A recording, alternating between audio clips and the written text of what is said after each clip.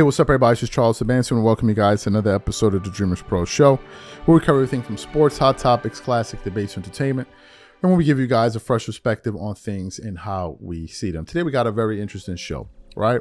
Very interesting show. Before we get into it, please make sure you like the video and subscribe to the channel. So, if you're seeing this show, you'll know that over the last 2 days, we produced a lot of content surrounding Stephen A. Smith and Max Kellerman and some of the things that he said on Chris Carter's new show on YouTube. And as we were going through these shows, doing research and all of that, I began to think about some of the things that Marcellus Wiley had to say about Stephen A. Smith and the whole Max Kellerman fallout. As you guys know, Marcellus Wiley and Max Kellerman are friends. Not only are they friends, but they've also done work together. They've worked together, I think, on LA radio for ESPN. So these guys have a professional working relationship, but they also know each other and they're friendly. And when Stephen A. Smith was going on his Max Kellerman tour, where he was dissing him at every local network around the United States, Marcellus Wiley was one of the people that stood up and came after Stephen A. Smith for his constant attacks on his friend and former colleague, Max Kellerman, right? And if you listen to what Marcellus Wiley was saying during that period, he was really breaking it down to a molecular level. You know, what in terms of why that thing fell apart, what was really going on. He gave some very, very deep insight to that entire situation. So what happened? Stephen A. Smith is making news this morning, right? On all over the internet, on various publications. All you have to do is go to Google and search Stephen A. Smith, Max Kellerman, and you'll see, like, all over the place. I'm talking about like websites, publishing. And it's centered on some comments that Stephen A. Smith made when he went on Chris Carter's show. And Chris Carter asked him directly, what happened between you and Max and why didn't it work out? The very first sentence that came out of Stephen A. Smith's mouth was, it was Max Kellerman's fault. That's what everywhere is talking about.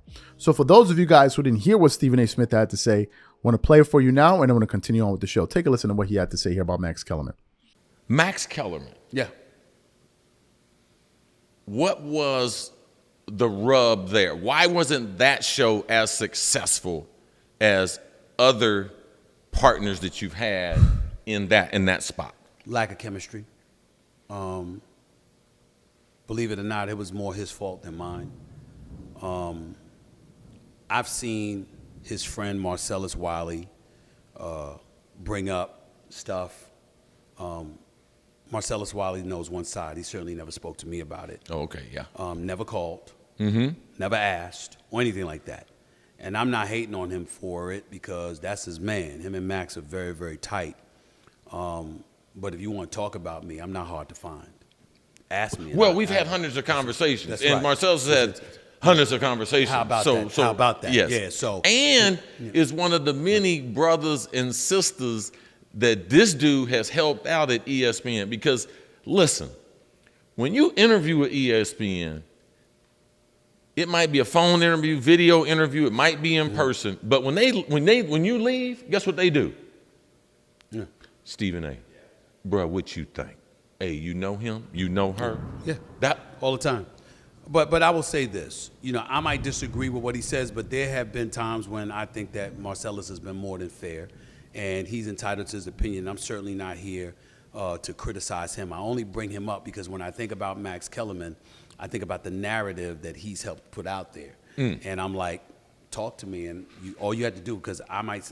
There's certain things I may not say publicly, but I'd have told Marcellus because I know that's his boy. Right. You know, but it was a chemistry issue, and I think that people need to understand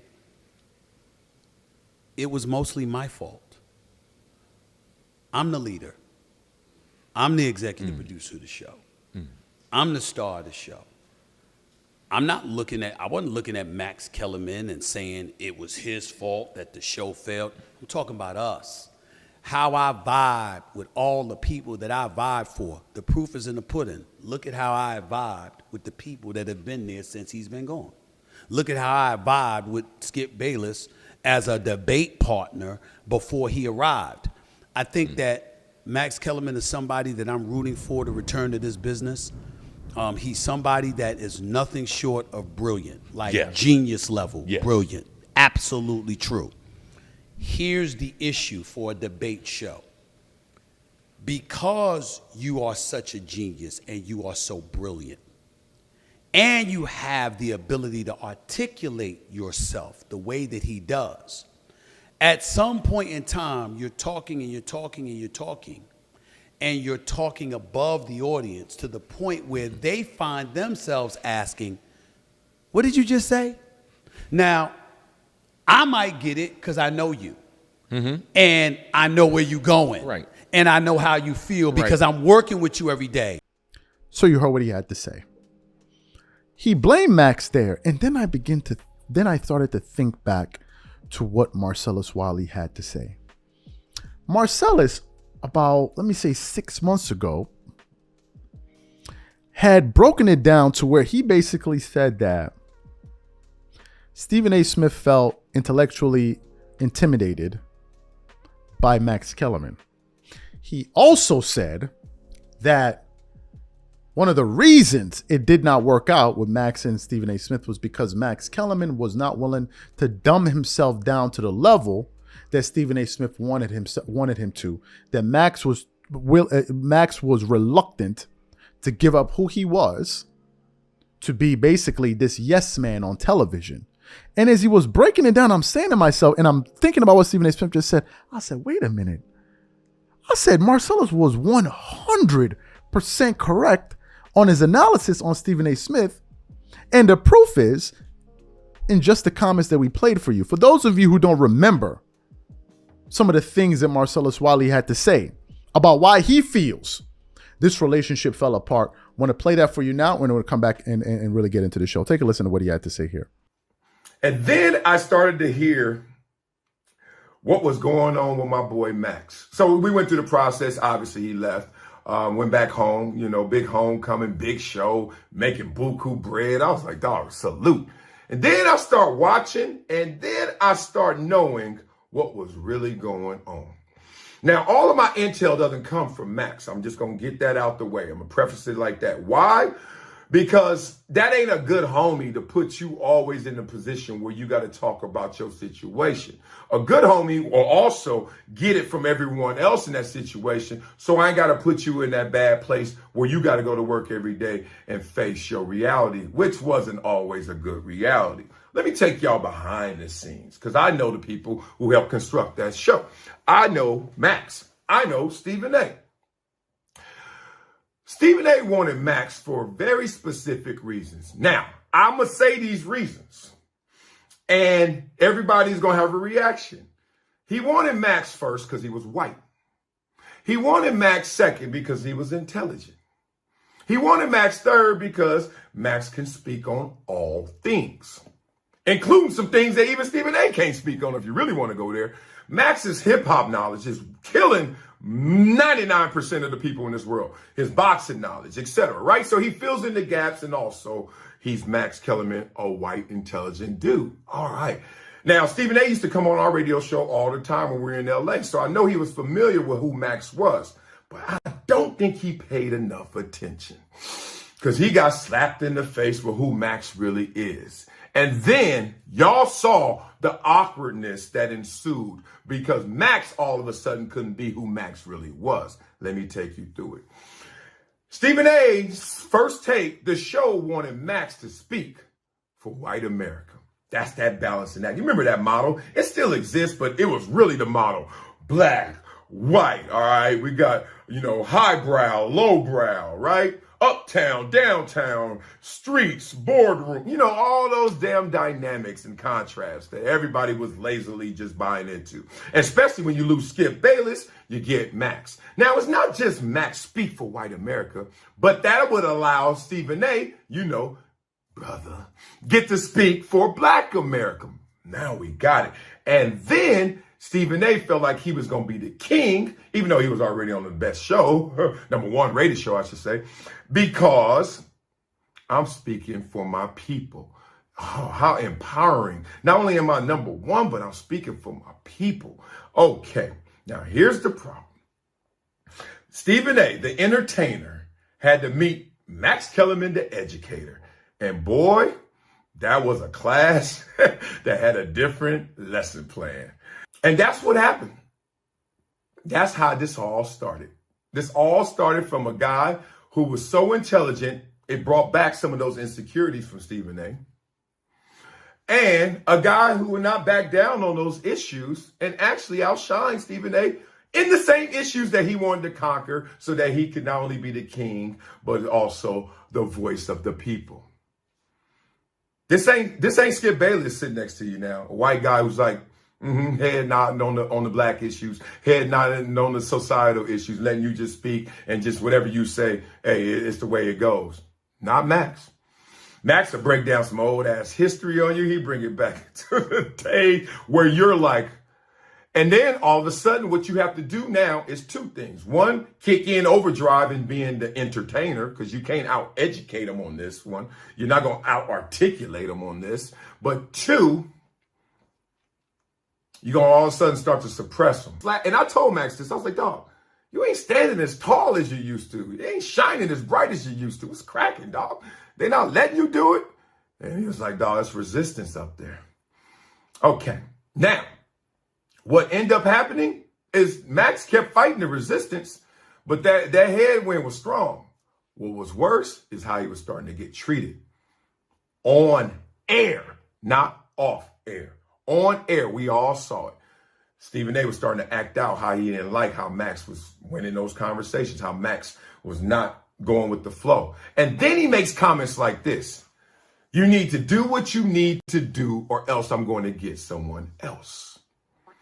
You know what he needed Max Kellerman to do? Is to be a head-nodding white guy and let him be the brother who spoke for all the people. And Max didn't let it happen. Now, Max didn't want career suicide either, so he knew he couldn't fight Stephen A. So what did he do? Got his shots off and said, hey, I'm just doing my job. And it still gets to you because it got to you. So you heard what Marcellus had to say. After going back this morning and playing what he said again, I realized that he was 100% right about Stephen A. Smith all along. He was right. Max Kellerman, in Stephen A. Smith's eyes, was too smart to be his debate partner. Too smart. Too smart. And therefore, he felt like Max was speaking over the audience, when in reality, it wasn't that Max was speaking over the audience. It was that he felt threatened by how sharp Max Kellerman was. Do you know why? Because when they asked him, the breakup, did it have anything to do with ratings? He said no. He said no. It wasn't based on ratings. Ratings, we were doing just fine. So it was something else. And he looked for something else. The second thing that Marcellus pointed out, originally, where he was calling BS on it, was the fact that he kept on changing up the story. He said, if you remember what Stephen A. Smith said on the Joe Budden podcast, he said it got to the point where some of us were wondering, or I was wondering, or whatever the hell he said, about basically he was saying that Max Kellerman was not a journalist, nor was he a former athlete. So why would people feel the need to listen to you? That's what he said. But here's the problem. Stephen A. Smith has said that no one gets on ESPN First Take without his permission. And do you know how I know this is true? Because he said it when him and Doug Gottlieb were having that back and forth, that public spat. Because Doug Gottlieb has said he was one of the people that interviewed for the show, and Stephen A. Smith said it's impossible. Nobody makes it on the set of ESPN First Take without his consent. So it means that you know exactly who the hell Max Kellerman was before you got him on the show. It is safe to say that before Max Kellerman started working on ESPN First Take, he was never a journalist and he was never a former athlete. So how come it became a reason after he got let go? Marcellus already explained these things. Here's where I think some people get turned off by Stephen A. Smith. Certainly I. is not that he wanted to go in a different direction. There's nothing wrong with that. People change their minds. They want to do different. There's nothing wrong with that. I think the thing that turns people off is, number one, how cold you're going about it. How cold you are in the way you're going about it. This thing of like, I don't care. Like, it is what it is. And so what? And who cares? I said it and it is what it is. And if that's how it is, then that's not my problem. That turns a lot of people off. They don't like it. Now, you may not care, but don't be surprised why some people ain't feeling you. You can't have it both ways. You can't say I don't care and then push back. Well, I don't get why people are coming at me and da-da. No, you know, or rather, that's the reason why. Number one, it's cold. Number two, the fact that the guy was out of a job and you bad-mouthing him, that's grimy, son. That's mad grimy. Son ain't got a job. You got a job. If you making the mega bucks and you the big boy, you that big dude. You the big boy on the set. You're the big boy on the set. You could have been like, yo, it didn't work out with me and Max. I'm gonna keep it pushing. You can go out of your way to not trash him because you know he's trying to look for a job. But if you go out there and say, well, he was never he was never a journalist, he was never a an athlete. So I don't even know why the hell anybody needs to be listening to him. And then on the same Joe Budden podcast, he said, if I'm not messing with somebody, it's going to cause the industry to take a second look or second guess a decision, second guess whether or not they would even want to hire a person like you're doing this. Why? That's the reason why people like Marcellus and others jumped up and said, like, yo, enough is enough with all of this. Like, enough is enough. Enough is enough. But hey, some people love it. Some people love it. But I was sitting there thinking, man, Marcellus, you was right all along. Like, golly. Good Lord. Anyway, these are my thoughts. What I want to know from you guys, what do you think about our analysis? Whatever you guys think, please leave your thoughts and comments in the comment section. We catch you guys on the next show. Peace.